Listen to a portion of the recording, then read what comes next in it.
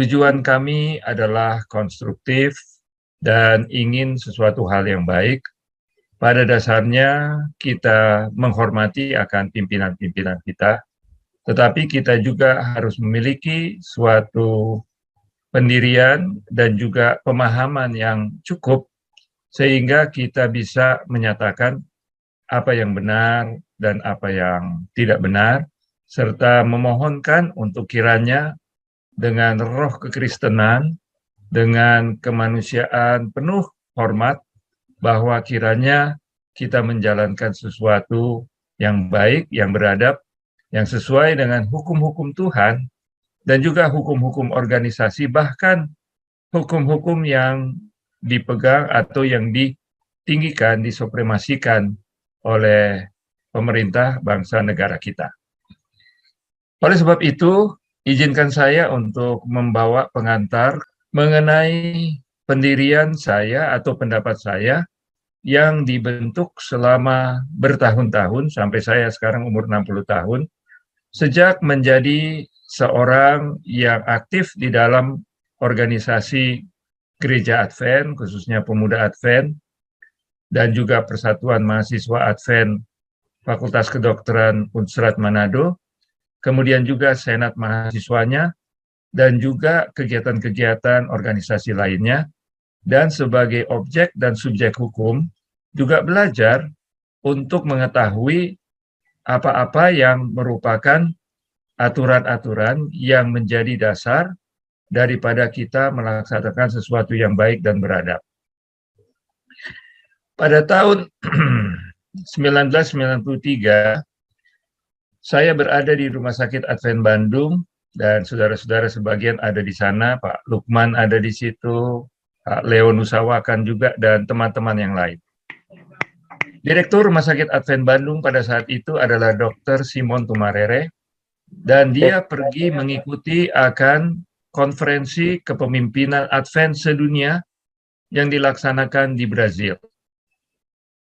Saya kurang tahu tahun berapa dia menghadirinya, tetapi pada tahun 93 beliau mengeluarkan suatu paper dan memberikannya kepada saya. Banyak paper yang dia berikan, tapi salah satu yang menarik bagi saya adalah demokrasi di dalam Gereja Masehi Advent hari yang ke-7. Saya membacanya dan saya mendapatkan pencerahan. Dan saya ingin bagikan kepada saudara-saudara sebagai dasar mengapa saya berdiri teguh atau kekeh, atau orang bilang mempunyai prinsip, atau saya tidak melawan, tetapi saya harus menyatakan mungkin saya tidak setuju bila mana hal-hal tertentu itu terjadi, khususnya di dalam Gereja Masehi Advent hari yang ke-7 yang kita cintai ini. Mengapa demikian? Karena hal yang berikut ini. Kita hidup pada saat ini, saudara-saudara, di era demokrasi. Bukan diktator, bukan komunisme, sosialisme, kita adalah suatu demokrasi. Kita Gereja Advent mengakui demokrasi, dan di dalam paper tersebut menyatakan bahwa demokrasi juga berlaku di dalam Gereja Masehi Advent hari yang ke-7. Oleh sebab itu, saya selalu berusaha, memang kita mengetahui bahwa setiap orang mempunyai pertimbangan objektif dan subjektif. Namun sedapat mungkin kita harus meninggalkan subjektivitas, oh ini teman saya, oh ini suku saya, oh ini adalah kesenangan saya. Kepada hal yang sesuai dengan logika kita, pertimbangan kita yang baik. Walaupun dia teman, tapi kalau dia melanggar, kita harus menyatakan, tamang, orang tetap batamang, orang mau masuk surga. Tapi ini boleh begini, karena aturan kita. Dan saudara, kita ikuti policy, tapi policy itu hanya bersifat secara situasional dan kondisional. Bila mana situasi dan kondisional tidak memungkinkan atau ada alasan yang lebih luhur, policy boleh dirubah, policy boleh digugurkan, policy boleh diganti. Tetapi prinsip itu adalah hukum yang tidak dibuat oleh manusia. Policy adalah hukum yang dibuat oleh manusia. Tetapi policy adalah hukum yang dibuat oleh alam, oleh Tuhan. Harus suci, harus jujur, harus benar. Dalam keadaan, kondisi, situasi apapun juga prinsip tidak pernah berubah. Kondisi dan boleh berubah, tetapi kita harus hidup dengan prinsip yang tidak berubah. Mari kita jelaskan. Demokrasi adalah kedaulatan rakyat. Yang paling berdaulat bukanlah raja, bukanlah diktator, bukanlah ketua, bahwa dia adalah yang paling berdaulat. Kedaulatan itu adalah kekuasaan tertinggi. Ya, kita tahu Tuhan itu yang paling berdaulat. Tapi di atas bumi ini, rakyat adalah yang paling berdaulat. Rakyat ini adalah terdiri dari oknum-oknum person-person yang semuanya sama dan sederajat. Tidak ada yang lebih tinggi, tidak ada yang lebih rendah.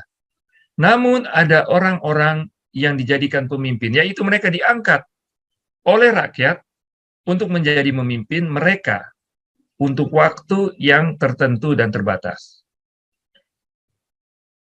Mengapa dia diangkat? Karena ada tugasnya. Pemimpin itu mempunyai tugas dan rakyat itu mempunyai tugas. Umat itu bertugas. Saya umpamakan ya, direktur atau pimpinan daripada umat atau ketua itu harus seperti apa? Nah, ini ada dua hal. Rakyat yang memiliki kedaulatan mengangkat dan memberi mandat atau amanah kepada pemimpin. Dan tugas daripada rakyat atau umat adalah menghormati, mencintai, dan menuruti pimpinan dalam rangka mencari solusi untuk kelompok kita ini. Kemudian, pemimpin yang menerima harus menghargai mandat dan amanah yang diberikan. Kemudian tugasnya adalah mengayomi rakyat, memimpin rakyat, dan mencari solusi bagi masalah-masalah yang ada pada rakyat. Permasalahan dan kemudiannya terjadi harmoni. Karena pemimpin itu memang lebih tinggi derajatnya untuk sementara waktu, tetapi dia mengayomi, mencintai, dan memimpin dengan aturan-aturan yang benar, dan rakyat juga mendukung dia dan mau bekerja sama dengan pemimpin ini. Terjadilah harmonisasi, dan tujuan dari organisasi ini tercapai. Namun, bila mana keadaan yang sebaliknya terjadi atau disharmoni, maka pemimpin itu tidak lagi mengingat bahwa dia menerima mandat dan dia merasa bahwa dia seakan-akan paling berkuasa. Dia adalah wakil Allah dan apa yang dia katakan sudah pasti benar. Dia tidak mengayomi, bahkan arogan, dan tidak memberi solusi bagi masyarakat atau umatnya. Ini adalah permasalahan utama daripada pemimpin yang lupa diri. Terjadilah keadaan yang tidak demokratis partisipatoris, melainkan merasa bahwa dia berkuasa dan dia mulai menjaga kekuasaannya diri untuk dia boleh abadi. Kalau boleh lebih daripada periodenya. Dia boleh melakukan banyak hal-hal yang dilakukan oleh pemimpin yang tidak demokratis. Kemudian masalah berikutnya adalah kepada rakyat yang tidak menghormati pemimpinnya. Walaupun mereka yang mengangkatnya, walaupun melalui proses representasi, mereka tidak menghormati pemimpin itu, mereka tidak menuruti apa yang diperintahkan, dan mereka juga tidak mendukung solusi-solusi yang ada, terjadilah permasalahan dan disharmoni. Jadi saudaraku yang kekasih, saya tidak akan menyebutkan secara mendetail apa-apa yang menjadi disharmoni antara kami pada waktu itu adalah menjabat direktur dengan teman-teman direksi bersama atau kepada pengurus yang ada di atas kami. Tetapi menurut kami bahwa pemimpin ini sudah tidak melakukan apa yang seharusnya, yaitu mengayomi, yaitu tidak mengayomi, menurut persepsi kami agak arogan karena tidak mau berdialog, tetapi melakukan tindakan-tindakan tanpa pemberitahuan. tidak elok, tidak baik. Kami diberikan wakil-wakil di mana kami tidak mempunyai suara atau tidak bisa menyatakan hal-hal yang lain. Yang nantinya kita akan buktikan dengan fakta-fakta, dokumen-dokumen dan rekaman-rekaman dan kesaksian-kesaksian. Sehingga akhirnya bukan solusi yang terjadi, tetapi disharmoni dan lembaga yang kita cintai, rumah sakit ini, menurut saya, mengalami masalah-masalah yang bertambah. Bukan berarti bahwa tidak ada masalah atau semua sudah beres di zaman kepemimpinan kami, tetapi dengan kekisruhan yang terjadi, malah hal-hal yang tidak perlu menjadi masalah malah tidak terjadi. Lalu di bawah kami, apakah ada sikap yang tidak menghormati, tidak menuti, dan juga tidak memberi solusi, baik kepada saya, kepada atasan kami, dalam hal ini pengurus, dan juga sekunder juga adalah pembina dan pimpinan UNI, ya itu boleh ditafsirkan, dan saya juga harus menyampaikan dengan fair, bahwa sebagai manusia, saya juga memiliki hal-hal yang perlu dikoreksi, dan itu fair. Tetapi ada hal-hal yang lain yang saya mau mengoreksi kepada pimpinan. Oleh sebab itu, kita harus saling mendengarkan. Kalau saya sebagai bawahan memiliki hal-hal yang melanggar aturan-aturan yang ada, maka saya harus mendengarkan kepada pimpinan saya. Tapi pimpinan kami juga, kalau mereka objektif dan mereka demokratis partisipatoris, bila mana ada hal-hal yang kami sampaikan, adalah aspirasi kami, adalah kerinduan kami untuk good corporate governance dan good clinical governance, yang itu juga didukung oleh undang-undang. Maka sebaiknya dibukakanlah suatu kesempatan untuk kita bisa, dan usulan kita dengan jangka waktu tertentu itu harus didengarkan. Tetapi bila mana tidak didengarkan, maka kami akan minta ulang, dan tentu yang masih boleh kita laksanakan secara damai adalah melalui jalur hukum. Karena hukum itu menghormati Tuhan.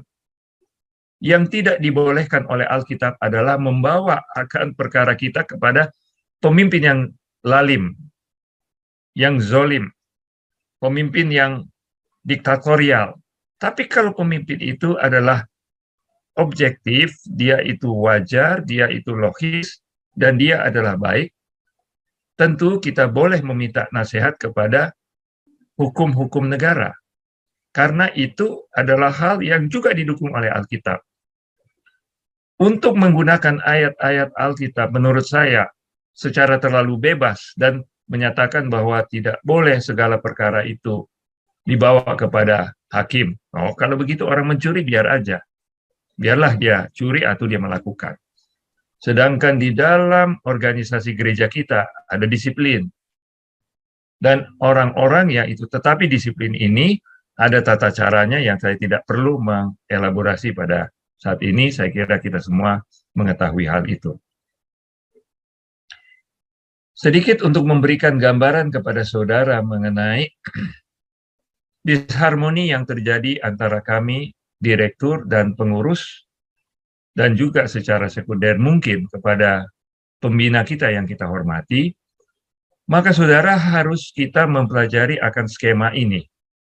Bahwa ini adalah suatu badan hukum yang namanya adalah Yayasan Rumah Sakit Advent Manado.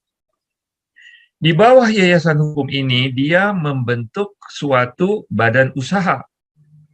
Dia boleh membuka beberapa badan usaha, yaitu bisa buka restoran, klinik, balai pengobatan, pabrik roti, dan lain sebagainya, yang terkait di dalam tugas-tugasnya. Tetapi dalam hal ini yang saya ketahui, yang dia buat, barulah badan usaha Rumah Sakit Advent Manado. Jadi di dalam yayasan ini ada organ 3, pembina, pengawas, dan pengurus, dan di bawah daripada pengurus ada suatu badan usaha yang namanya rumah sakit. Yayasan rumah sakit itu adalah yayasan yang diatur oleh undang-undang yayasan. Rumah sakit itu adalah suatu badan yang juga diatur oleh undang-undang rumah sakit. Maka pengurus tidak mempunyai kewenangan masuk ke dalam badan usaha yang dipimpin oleh direktur sebagai kepala rumah sakit, pemimpin tertinggi di rumah sakit. Pemahaman daripada pengurus bahwa karena dia itu mengurus yayasan, maka rumah sakit ini juga yayasan. Yayasan punya aset, benar itu. Tetapi yayasan ini sudah disendirikan, aset-aset ini dimandatkan, didelegasikan kepada seorang direktur untuk memimpinnya, dan itu diatur di dalam undang-undang. Direktur mempunyai bawahan manajer-manajer dan kemudian seluruh staf atau pekerja-pekerja. Nah, ketidakpemahaman daripada pengurus bahwa dia tidak boleh masuk ke dalam rumah sakit, yaitu untuk kamar-kamar rumah sakit itu diatur oleh pengurus yayasan. Keuangan daripada operasional rumah sakit ini sudah diambil alih dan juga dipegang oleh pengurus seluruhnya. Sehingga direktur untuk apa lagi mau mengolah, selalu minta terus harus meminta kepada pengurus. Tidak ada kemandirian lagi daripada direktur. Saya tidak membeberkan secara satu persatu secara faktorial. Tetapi saya menyampaikan secara umum permasalahan utamanya disharmoni antara pengurus dengan direktur karena term of reference atau pembagian hak dan kewajiban antara pengurus dan direktur ini tidak berjalan dengan baik. Direktur tidak diberikan kesempatan secara demokratis untuk turut serta. Tahu-tahu di hadapan daripada sekretaris eksekutif Divisi Asia Pasifik Selatan, Bapak Pendeta Wendel Mandolang, yang saya hormati, Bapak Vicky Rory, menyerahkan. Dan apa yang disampaikan oleh Pendeta Wendel Mandolang adalah, kenapa ini melulu dikuasai oleh yayasan dan majelis? Kenapa hal-hal yang lain-lain, mana direktur punya? Kenapa? Ya saya bilang saya nggak dilibatkan. Jadi membuat aturan itu menurut saya arogan dan sepihak, tidak melibatkan dengan baik. Walaupun saya bawahan. Saya tidak diajak untuk membawa itu atau bersama-sama di Bali. Lalu kemudian pada waktu, oke lah kalau di Bali karena itu adalah urusan keuangan. Tetapi waktu ke Batam, itu wadir kami diajak untuk pergi. Tapi kenapa direkturnya tidak? Ya saya tidak tahu apakah topik itu dibahas atau tidak, tetapi buktinya adalah bahwa sebagai direktur kita tidak bisa lagi mengatur akan dasar-dasar hukum yang mengikat kita semua. Mengikat saya dan mengikat juga atasan-atasan saya. Jadi yang kita melihat pada saat sekarang ini adalah bahwa pengurus menurut saya perlu untuk lebih introspeksi dan menyadari diri, jangan mau mengambil alih akan rumah sakit ini sampai kepada urusan-urusan di bawah direktur, malah memerintah manajer dan staf di bawah direktur tanpa memberitahu secara elegan atau elok kepada direktur. Direktur, kami mau ini, saya mau perintah dulu. Sebaiknya demikian, walaupun mereka atasan. Tetapi kepala rumah sakit bukanlah seorang pengurus. Dan kemarin juga, ya mungkin ini perlu menjadi pembelajaran bagi ketua pengurus dan pengurus pada umumnya, bahwa sertijab, serah terima jabatan direktur, dari kami, yang tadinya diarahkan kepada Bapak J.D. Vicky Roring SHMH, itu adalah suatu anomali dan suatu hal yang patut dipertanyakan. Dan saya menyatakan itu dengan baik-baik, dengan sopan, dengan suara yang baik di hadapan semua hadirin yang hadir pada sertijab tersebut, bahwa mohon saya harus menyerahkan kepada direktur yang baru atau PLH atau PLT yang juga adalah seorang direktur, seorang dokter maksud saya, dokter yang mempunyai pengalaman di bidang rumah sakit. Oleh sebab itu, kita pada saat ini belum melaksanakan sertijab. Saya masih menunggu kapan pengurus akan memanggil dengan seorang dokter. Kalau seorang dokter dan memenuhi syarat, saya akan serah jabatan dengan baik, karena kedua belah pihak harus memenuhi peraturan hukum dalam hal apapun yang ada di rumah sakit. Selanjutnya, saya ingin bacakan akan beberapa hal yang untuk menjadi pemahaman kita sekalian. Detailnya tentunya saya tidak akan beberkan secara vulgar atau terlalu gamblang di sini, tetapi bagi saudara yang mengetahui insiden-insiden yang sudah terjadi, boleh memahami bahwa kami bukannya arogan, tetapi justru kami mengangkat akan kedaulatan hukum. Undang-Undang Nomor 44 tahun 2009 tentang rumah sakit, pasal 33. Setiap rumah sakit harus memiliki organisasi yang efektif, efisien, dan akuntabel. Nah, saudaraku yang kekasih, saya ingin mengkritisi akuntabel. Bahwa ada jabatan-jabatan yang diserah terimakan tanpa ada laporan pertanggungjawaban. Tanpa ada pertanyaan mengenai hal-hal tersebut. Dan hutang-hutang itu sudah begitu besar, tetapi mana akan detail-detail daripada kerugian-kerugian yang telah terjadi pada hal-hal tersebut. Dengan menyatakan begini bukan mengerti saya juga mau lari bea dan kalau direktur yang lalu tidak diminta laporan, kenapa saya harus membuat laporan? Saya juga harus kalau memang hal itu demikian.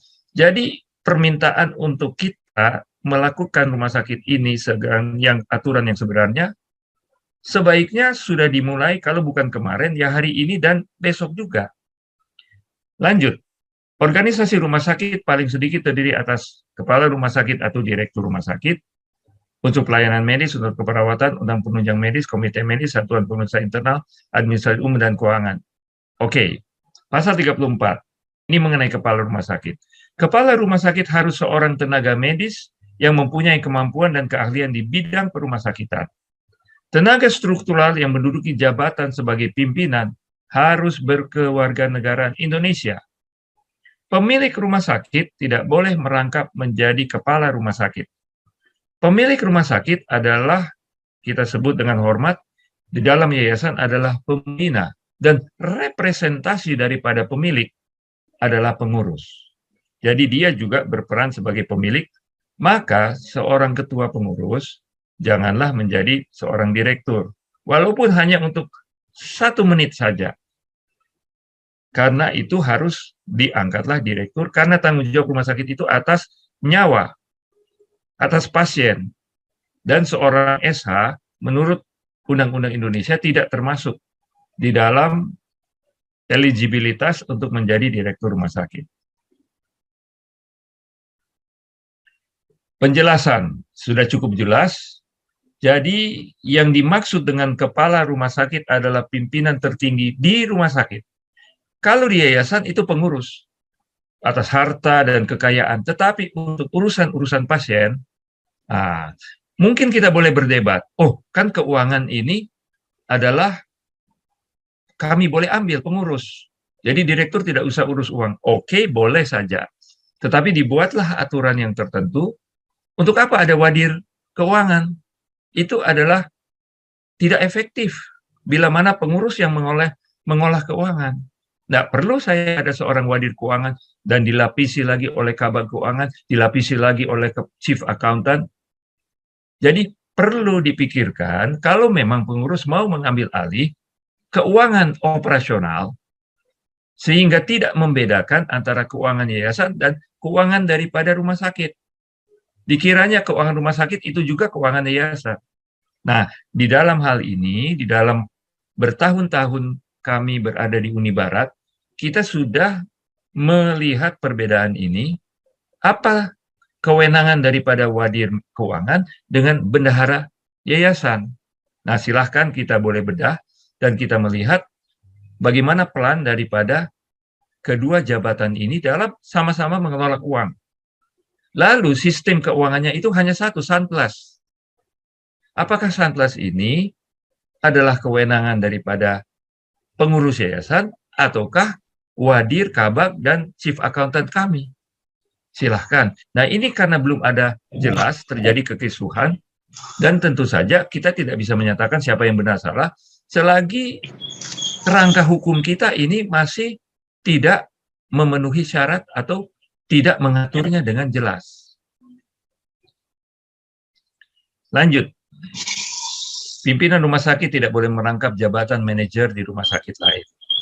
Pemilik rumah sakit tidak boleh merangkap bagi kepala direktur. Kepala direktur rumah sakit, unsur pelayanan medik rumah sakit harus seorang tenaga medis yang punya kemampuan dan keahlian di bidang rumah sakit. Kemampuan dan keahlian di bidang sakit sebagai maksud pada ayat 3 diperoleh pendidikan formal, misalnya dia adalah MARS atau MMRS.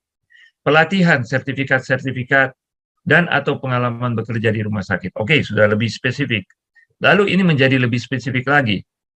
Direktur rumah sakit mengikuti pelatihan rumah sakit itu adalah pelatihan kepemimpinan, kewirausahaan, rencana strategi bisnis, rencana aksi strategis, rencana implementasi rencana tahunan, tata kelola rumah sakit atau governance, standar pelayanan minimal, sistem akuntabilitas, sistem remunerasi rumah sakit, pengelolaan sumber daya manusia.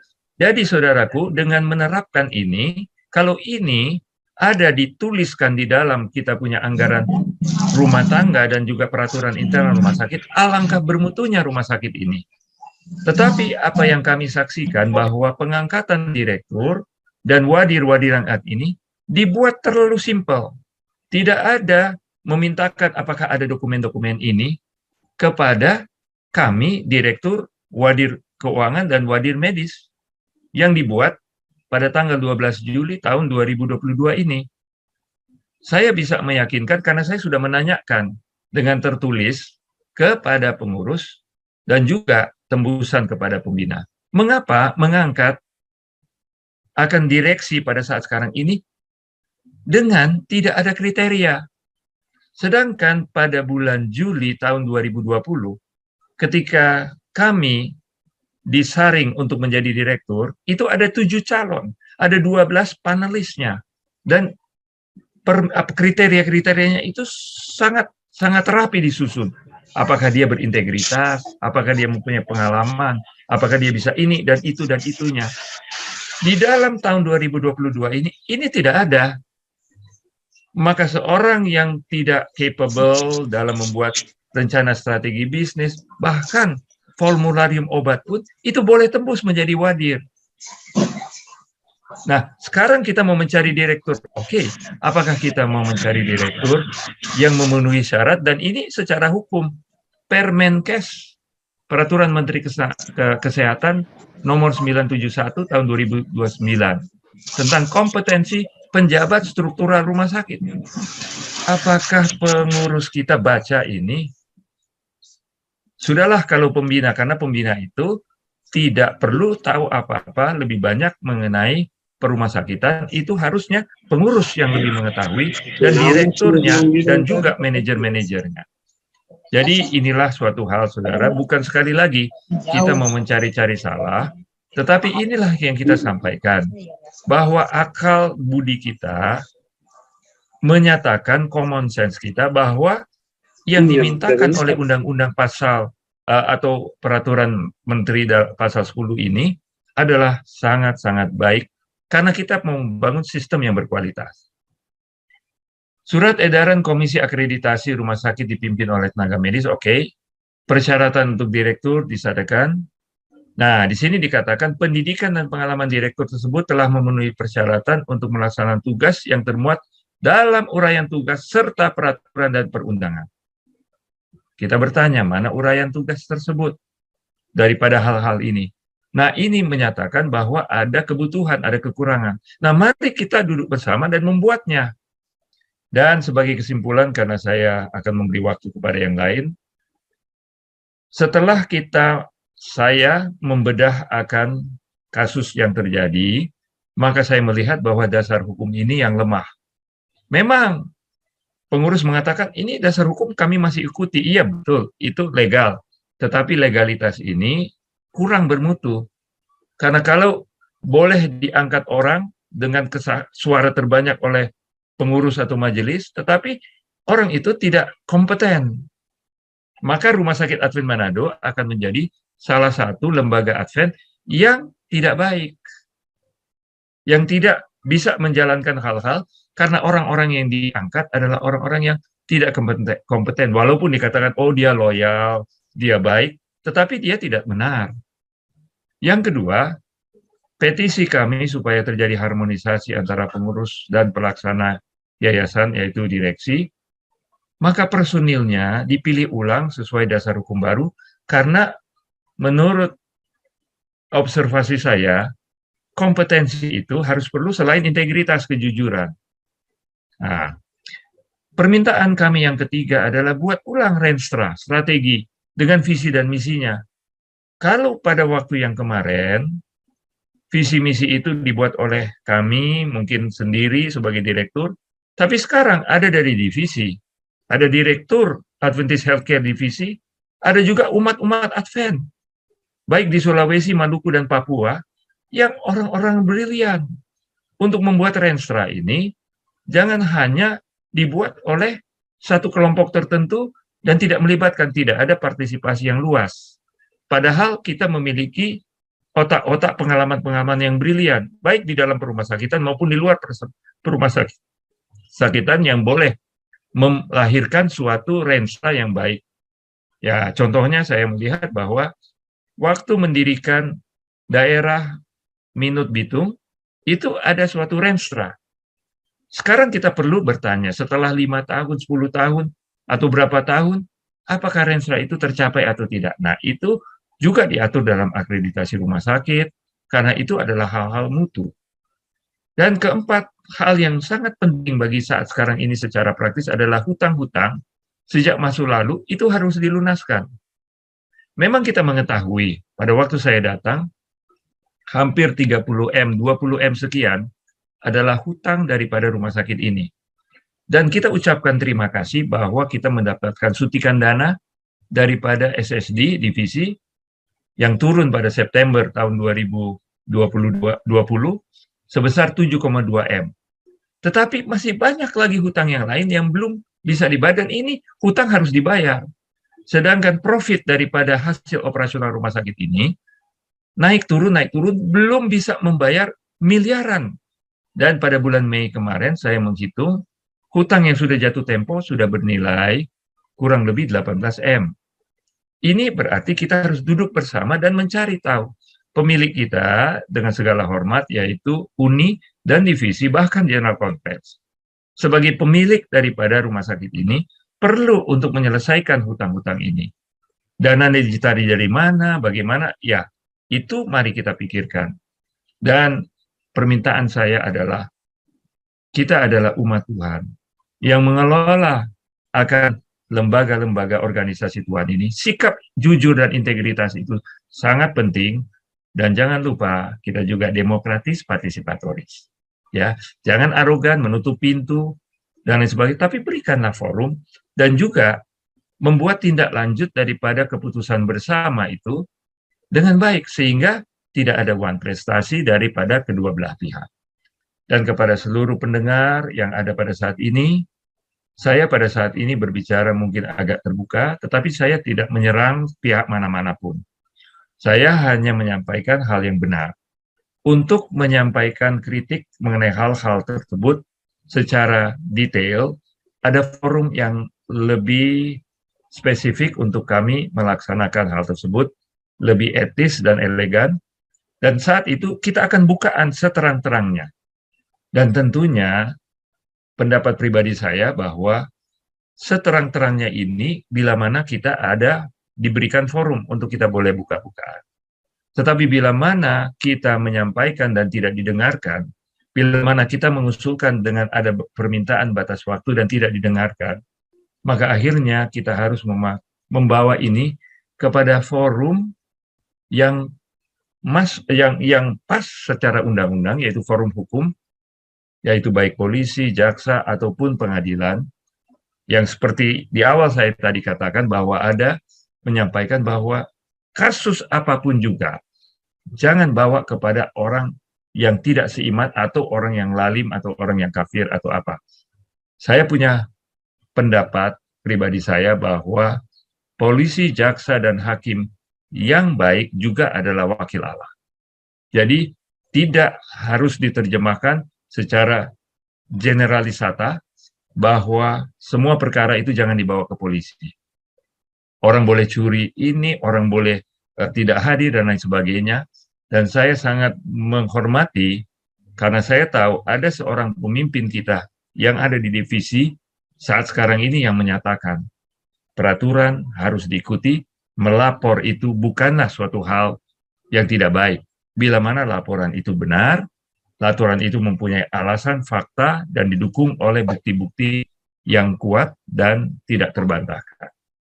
Demikianlah kami akhiri dengan doa kiranya Tuhan akan beserta, Roh Kudus akan beserta, sehingga kita mengatakan ya adalah ya dan tidak adalah tidak, dan kita boleh mengkonstruksikan suatu rumah sakit Advent Manado yang seharusnya dan sebaiknya, dan juga mempunyai kerangka dasar hukum, landasan hukum yang baik dengan personil-personil yang baik, strategi yang baik, hutang lunas semuanya, dan kita berjalan dengan Roh Kudus karena kita semua mau masuk di dalam kerajaan surga. Terima kasih dan Tuhan memberkati.